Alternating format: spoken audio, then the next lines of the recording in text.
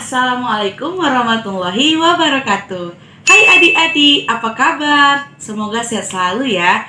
Jangan lupa tetap menggunakan masker, mencuci tangan, dan jaga jarak dengan orang lain. Hari ini, Kak Vika akan mengajarkan kalian tentang sistem pernapasan.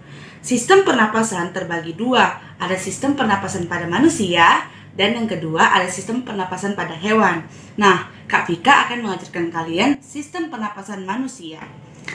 Sistem pernapasan. Pernapasan, kalian tahu nggak apa arti pernapasan? Pernapasan berasal dari kata nafas atau bernapas, yaitu proses masuknya udara dan keluarnya udara dari tubuh kita. Udara yang masuk ke dalam tubuh kita itu disebut dengan oksigen atau lambangnya O2. Sementara udara yang keluar dari tubuh kita namanya karbon dioksida atau CO2. Adik-adik tahu tidak bagaimana proses sistem pernapasan pada manusia?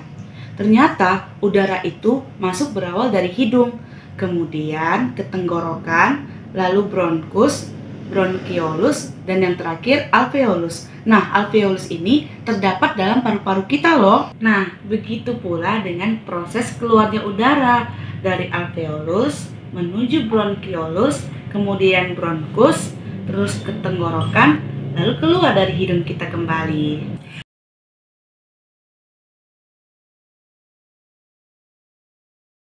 Adik-adik pernah tidak mengalami batuk atau sesak napas? Itu artinya sistem pernapasan adik-adik sedang tidak baik-baik saja. Nah, bagaimana sih cara memelihara sistem pernapasan kita?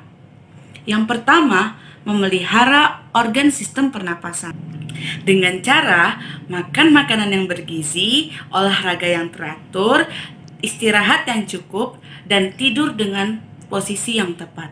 Nah, adik-adik jangan pernah tidur telungkup ya, karena tidur telungkup akan mengakibatkan adik-adik sulit bernapas.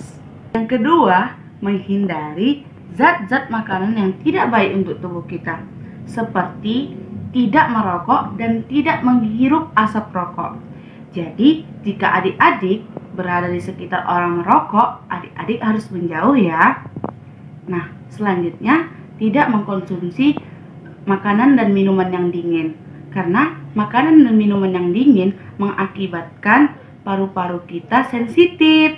Nah, yang terakhir, mengurangi konsumsi makanan-makanan yang manis, karena makanan-makanan yang manis dapat merangsang lendir pada paru-paru kita, sehingga kapasitas udara dalam paru-paru kita akan lebih sedikit, seperti permen, gula-gula, dan yang lain. Ketiga, merawat organ pernapasan.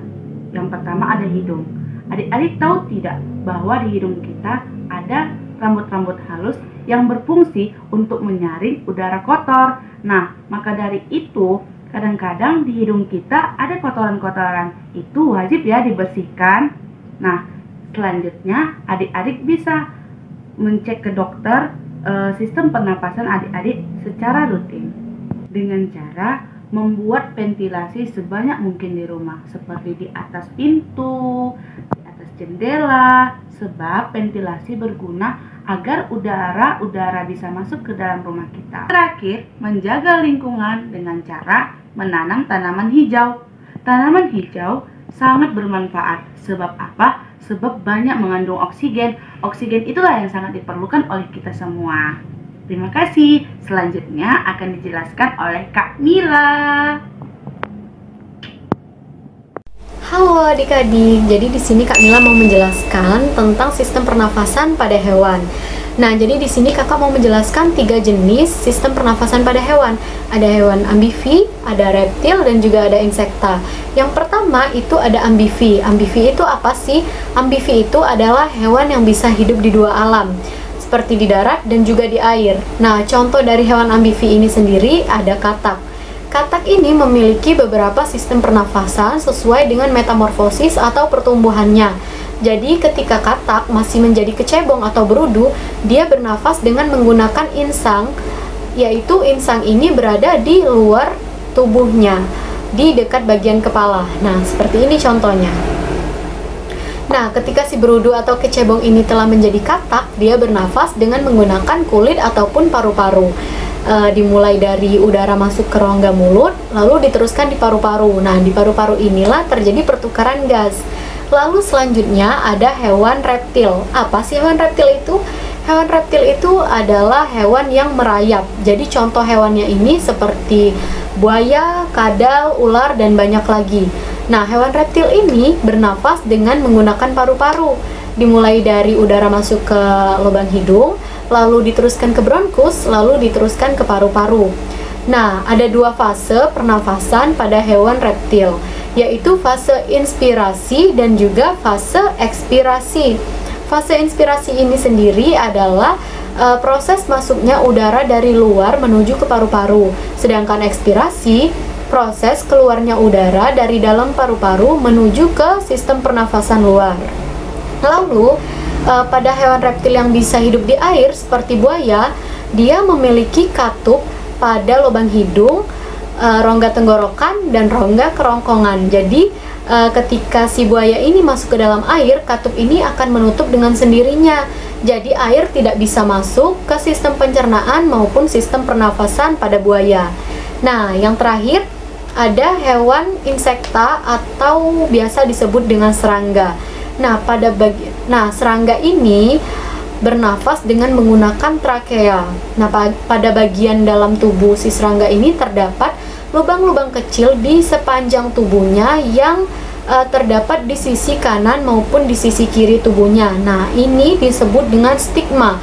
Stigma ini berfungsi sebagai tempat keluar masuknya udara. Nah, stigma ini juga terhubung langsung dengan pembuluh-pembuluh trakea untuk menyebarkan oksigen ke seluruh tubuh sehingga serangga dapat bernafas. Nah, kakak rasa cukup.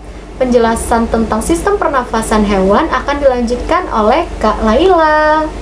Halo adik-adik, perkenalkan nama kakak Laila Septa Utami. Kakak akan melanjutkan penjelasan dari Kak Mila mengenai sistem pernapasan pada hewan. Kali ini kakak akan menjelaskan sistem pernapasan pada hewan mamalia. Namun sebelumnya kakak akan menjelaskan kalau hewan mamalia itu memiliki ciri-ciri khusus ya adik-adik. Ciri-ciri khusus hewan mamalia adalah menyusui, sehingga sistem pernafasan pada hewan mamalia tidak jauh berbeda dengan sistem pernafasan pada manusia. Gambar di samping merupakan contoh beberapa hewan mamalia ya adik-adik. Selanjutnya, kakak akan menjelaskan mengenai sistem pernafasan pada hewan mamalia.